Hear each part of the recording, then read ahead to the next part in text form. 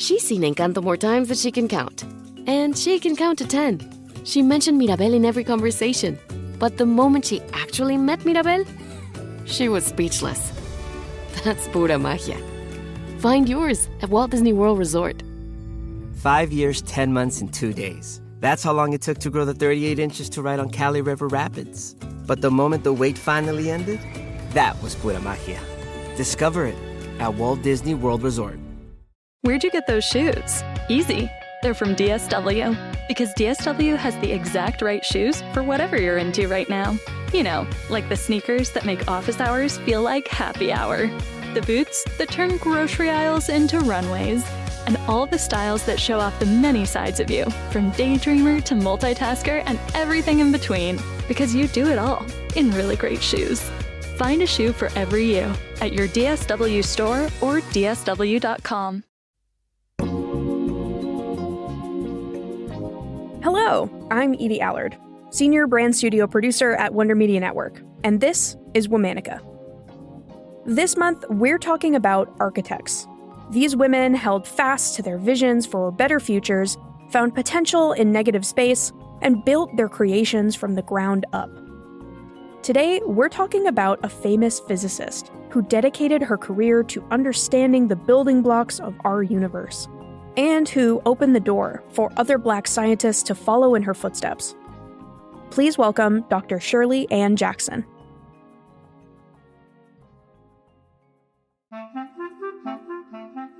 Shirley Jackson was born on August 5th, 1946, in Washington, D.C.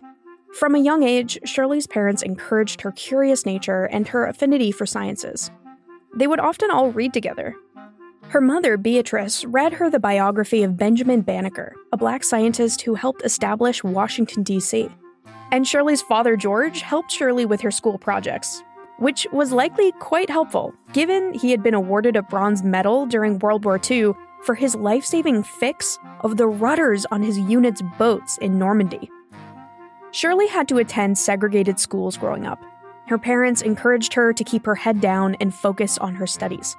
Because their family didn't have a lot of money, Shirley sought out knowledge wherever she could, at the Library of Congress, or her local library, where she would always check out the maximum number of books.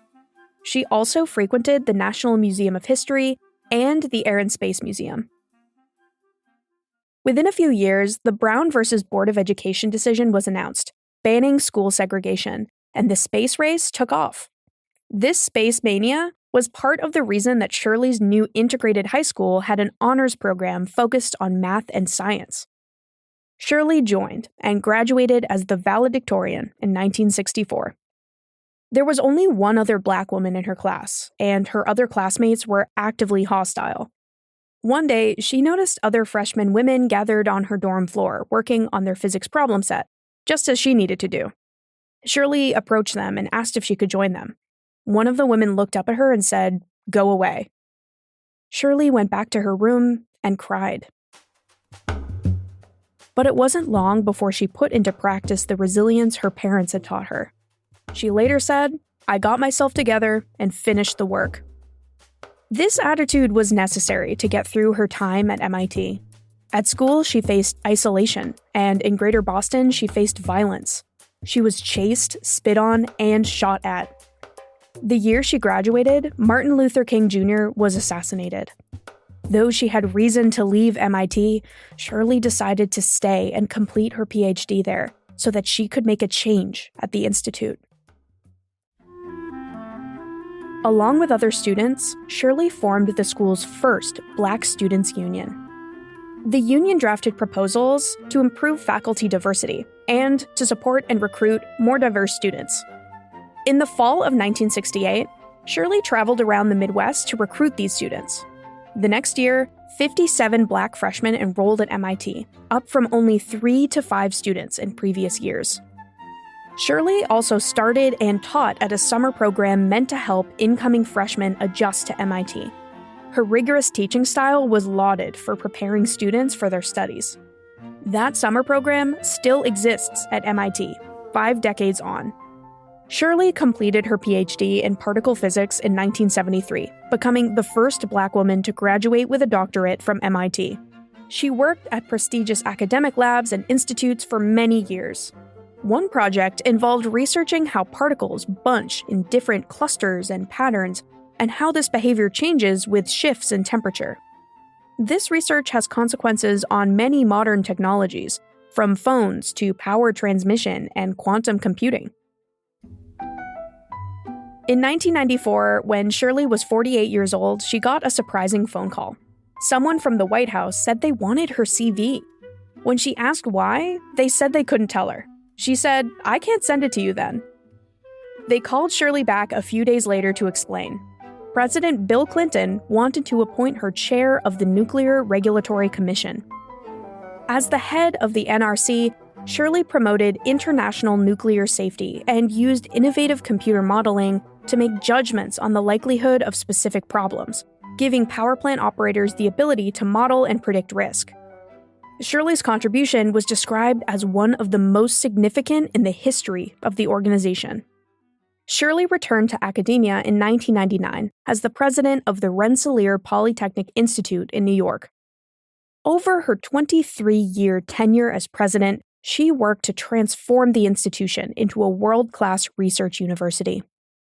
Shirley continues to promote scientific understanding, collaboration, and diversity in research institutions.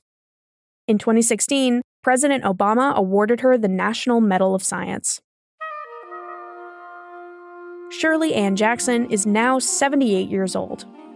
It would take several more episodes to mention every single other honor and prestigious leadership position she has been awarded as a physicist, mathematician, and leader over the course of her career. Maybe it's best to say she more than exceeded the expectations of an old saying her father used to tell her. Aim for the stars so you can reach the treetops, and at least you'll get off the ground. For more information, find us on Facebook and Instagram at Womanica Podcast.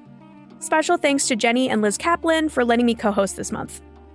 Talk to you tomorrow. Hey there, it's Ryan Seacrest for Safeway. It's stock up savings time, now through March 27th. Spring in for store-wide deals and earn 4 times the points. Look for in-store tags to earn on eligible cleaning items from Tide, Downy, Charmin, and Dawn, or dinner essentials from Hidden Valley, Healthy Choice, or Pillsbury, plus many more. Then clip the offer in our app for automatic event-long savings. Stack up those rewards to save even more. Restrictions apply. Visit Safeway.com for more details.